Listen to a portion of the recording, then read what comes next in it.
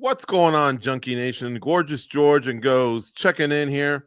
Going to talk to Marion Santos. If you recall, he was on the last season of The Ultimate Fighter, and he's done well for himself. He's got Francis Marshall ahead of him at UFC 313. Prior to the interview beginning, we were talking soccer, football, like they say in Brazil. And Myron says he still has passion for it. Myron, I got a question for you.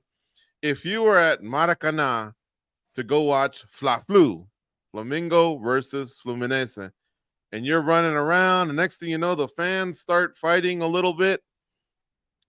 Jose Aldo's wearing his Flamingo, and you come up. Would you fight him? Would you fight the legend right there outside the stadium or no? No, I would run the fastest I can because if I throw a punch at him, probably like 1,000 more guys from Flamengo will come after me. So I would Oh, rather okay. run. And Yeah, good yeah, idea. and I'm a big fan of Aldo, so I don't want to fight him. Never. I was gonna say he's the king of Rio. He's a legend. A lot of people love him. You might just go, well, where's the next guy? No sense, Yeah, no yeah, sense in yeah, fighting yeah. Aldo. Yeah, I was gonna say maybe like please let me fight another guy from Flamengo, not you. What's the big rivalry is Vasco, Botafogo, Fluminense, Flamengo, all four of those in the same city, right? Yeah, yeah. Mm, It's the biggest rivalry, these four for sure. And sometimes it gets ugly, like people cross the line and they want to fight after the game if things don't go well. So yeah, it's a big rivalry in Brazil. got it. All right. And you say you still play a little bit from time to time here in Las Vegas. What position do you play when you play with the friends? I try to be a striker all the time. I don't like to go like to defense. Sometimes my friends they get mad at me because I say I'm not gonna go back. You guys do the defense, and I'm gonna be just a striker. And I'm there sitting and waiting for the ball. That's what I do today. But back in the back in the day when I was young, I would play like more on the right side. I forgot how to say, but on the right side, and you go Attacking back or and forth. defense? No, the guy that usually goes like back and forth, and he has to run a lot. Like a winger, back and forth. Yes, yeah, yeah. Okay. That was my position. But today, just striker, just trying to score, and that's it. All right. Um, Let me ask you. You got Francis Marshall, and you're here in Las Vegas on a pay per view. You got lucky. A lot of fighters when they're starting out, Apex, Apex, Apex, but you get to fight in front of the fans. Yeah, it's a big opportunity. Thanks for the UFC for that, and I'm excited. I think the UFC sees the potential that I have, like to be a big fighter in the organization, and I want to prove that. So it's gonna be great. Do you watch a lot of film on your opponent, or do you let the coaches do it? No, I do it. I like to do it more in the beginning of my camp, and after that, just focus on me because I already watch it. I know what I have to do, and now I have to just improve my skills, get better.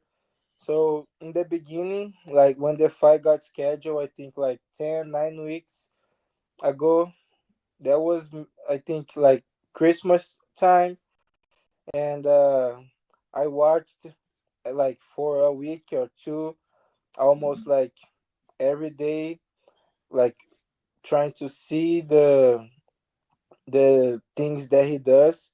But after that, I don't watch it anymore, and I'm just focused on myself right now. What impressed you the most from Marshall? I think he's very tough, durable.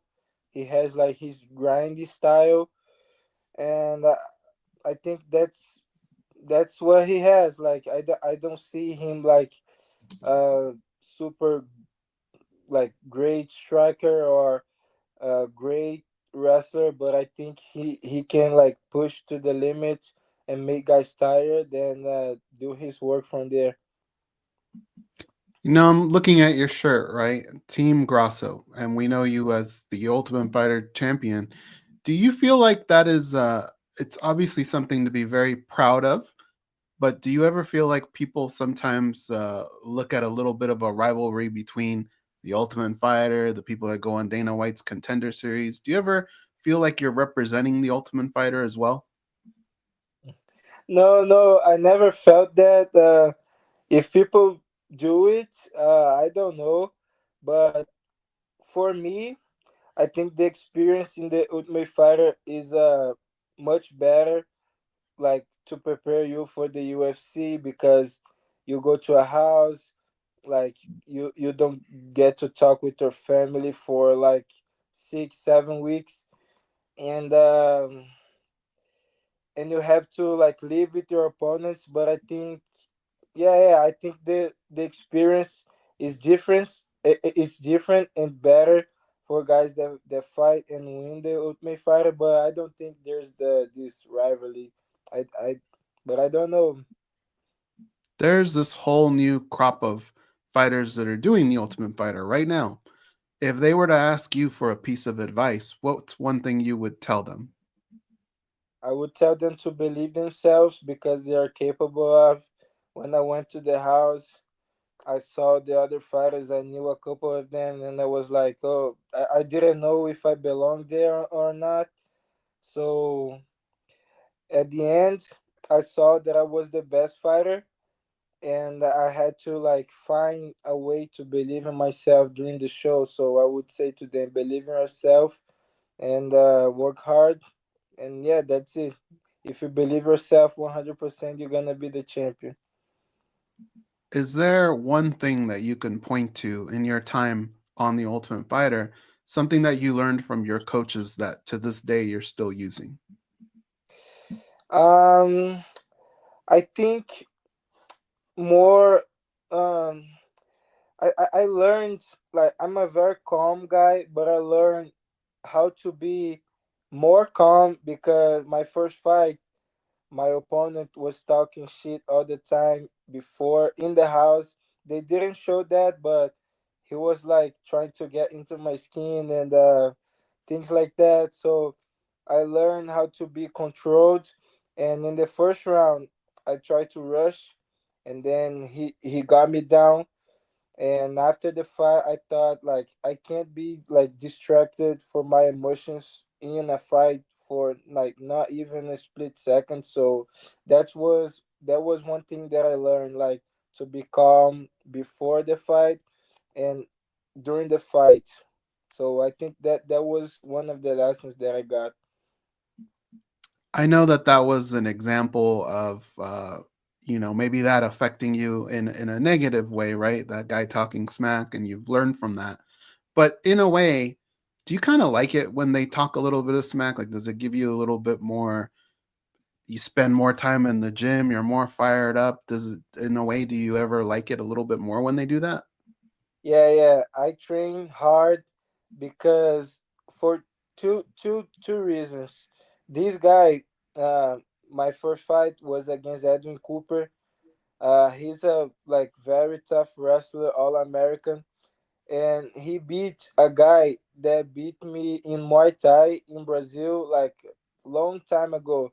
But in like in Brazil when I was competing Muay Thai, I didn't lose to anyone, and this guy beat me, and Edwin like did like very easy with him. So I thought, oh my god, this guy, the only guy that beat me in Brazil, Edwin went there and like make easy work. So I was concerned, and that made me train a lot. And also the things that he was saying, like I was training, like I trained like harder than a lot of fights that I did in the past. So yeah, the positive thing about like the guy talking shit was that made me train super hard. I want to go back to something you said. Do you have any younger brothers? Yes, I do. Okay. Let's say one of them's a fighter. Actually, sister. I Okay, have sister. just sisters. Okay, we can do because girls fight too. So let's pretend one of your sisters. Yeah. She's 5-0. She didn't tell you. She kept it a secret in Brazil. She's a fighter. She's 5-0, and then she goes, "Big brother, I am a fighter. I'm 5-0, and the UFC's calling me. What should I do? Should I go to the Ultimate Fighter or Dana White Contender Series? They asked me to choose my option. So she gets to choose, but she's asking you for advice. What would you advise her?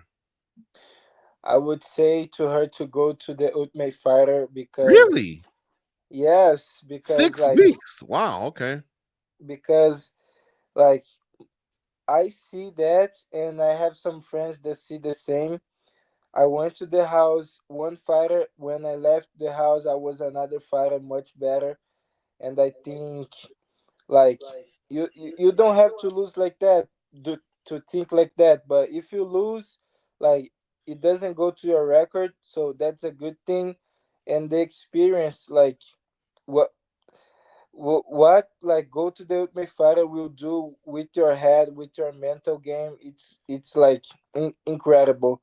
Like we see oftentimes guys that go to Contender Series and like two fights after, three fights after, nobody know who they are because they lost. So I think the Ultimate Fighter is a great example, like of like you get tough in the mental side, you know. So I would say to her, go to the Ultimate Fighter, and it's gonna be a much better experience for you. That's a great explanation. I thought when you first said it, I thought, is he serious or is he only saying it because you did it already? That's why I used this other example. But I'm going to tell you something. And Goes is going to remember a long time ago, there was a guy named Bristol Marundi. He might go to your gym still at Extreme Couture. Um, and this was about 10, 12 years ago. Do you remember, Goes, when he came out of the house? Didn't he say it messed him up mentally? He needed to Mhm. adjust with his family and his friends, like almost like he had been in prison, but almost like he had been in solitary or something. Because he said it was like a mind fuck. I don't know. He said it was there was obviously he said some good things, but he also said, "Man," he goes, "it was an adjustment coming out." Did you experience the same thing? Yeah, but not like in the negative side.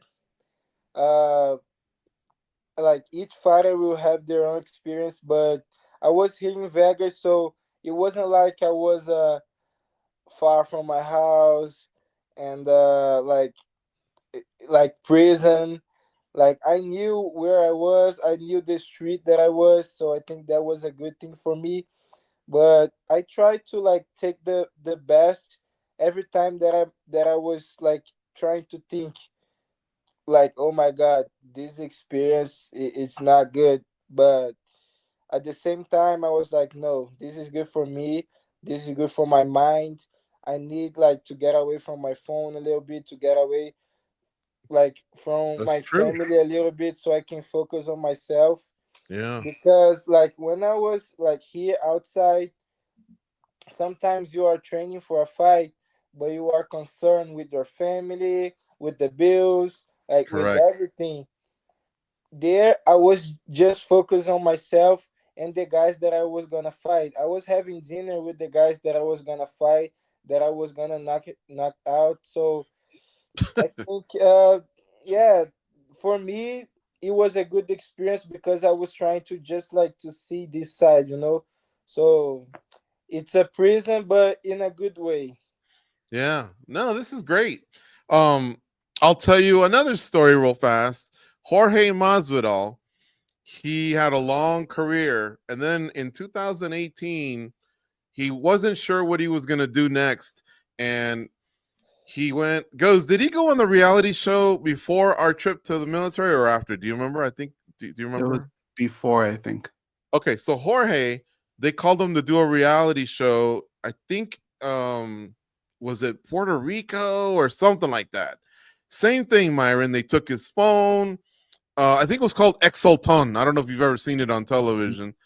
And So they took away the phone and all that, but he went away and he said, being away from my family, the phone, decompressing, and he lost a lot of weight and he got a lot of motivation and it cleared his mind. And then he came back in 2019 and he knocked out Darren Till. He did the flying knee against Ben Askren, and then he beat Nate Diaz all in 1 year for the BMF, the first BMF. So one of the greatest comebacks ever in his mid 30s, and a lot of it, he said, was that ex Sultone show, and then a trip that he did with us to the military. So I also see the other side as well. Yeah, yeah. I remember that. I didn't see like the show that he went, but I remember the story, and like it's great because today you can be distracted by everything, like your phone. Like you wake up, first thing you do your phone. You go to sleep, last thing you do phone. You are eating, and you are eating and using your phone. So that was one of the lessons that I got. Yeah, I'm not saying that I don't use my phone, but like just like focus on myself, like visualize things, like see how the fight gonna play out. Like I would wake up and I was surrounded by fighters and training and diet. So I was trying to like see just on this side, and I saw some guys in the house. Like I can't wait like to have my phone back. Oh my god, I'm dying. I need to text people, and for me it wasn't like that. Of course, I missed my phone. I miss have contact, but my point is that when you have this time away from your family, from your phone and things like that that can distract you, you can have the best of it if you focus on yourself, and that's what I did. What was it like? Do you remember when you finally turned on the phone, all the messages, all the stuff that came in? What was that like, by the way? Do you remember? It was weird. It was weird, like because I when I got my phone, my friends all they knew that I was going to the finale, so it was crazy. It was good, but it was like it was normal at the same time. It wasn't like, oh my god, finally I have my phone. No, it was normal. It was like very like low key. It wasn't like crazy. So yeah, it was good to have my phone back. But I have like lessons that I took from the show that I use in my life until today. Like when I'm doing diet, I try to stay off my phone when I'm eating because I need to focus on the food because I'm eating like just a little bit. So I need to focus on that because if I focus, then I will feel more satisfied, and then I can focus on my diet, not cheat. So I learned things like that, and it's helping me a lot. Was there anyone that didn't know you were on a reality show that texted you, "Hey man, this is the fifth time I text you. Where the hell are you?" or anything like that? No, no. Everybody knew like because they announced it before. So everybody Wow. knew. So I didn't get any texts like that. Even the people that don't know about the show, like people in Brazil that, onde fica você? No, no, they knew. I posted on my stories. I reposted because some pages like were posting like the cast from the show, and I reposted. So even people that I don't have a lot of contact, they knew that I was gonna be out for like a couple weeks. If I was your friend, I would have sent you a text that said, "Hey man, I'm inviting you to Flamengo versus Fluminense. Best tickets in the stadium. You got 24 hours to let me know if you're going or not." I was gonna be mad. I was gonna be mad. That's funny. All right. What if Valentina Shevchenko sees you right now and she says, "Take off that shirt, light it on fire, and put on my Shevchenko shirt, and I'll give you $5,000." Would you do it, or do you stay loyal to Team Grasso? $5,000. I don't know.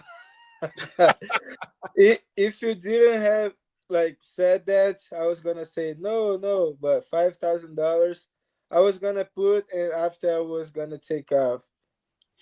You would do it? You'd burn the shirt? It's on video. It's on No, Instagram. burn. Yeah. You I take it was off. gonna. You No, take it off. You stomp on it, and then you light it on fire, and then you put on Shevchenko and put your arm around it and take a picture. $5,000. Would you do that? And you can't tell 5,000. Alexa that it was a joke for 1 year. Okay, I would do it because I have a son right now, 4 weeks old. So I was gonna Congratulations. do it 1 year after. Alexa, I did that for money. Please forgive me. There you go. That was a good one. Okay. Thank you, Myron, for the time today. You're always a good sport. It's always fun to interview you because we can talk about different topics. And but most of all, you're a savage. You're an ass kicker. 14-1 going up against Francis Marshall here in a few weeks at UFC 313. Best of luck with the rest of your camp, your weight cut. Have fun on March 8th, and we'll talk to you soon. All right, thank you guys. Appreciate it. Thank you. See you.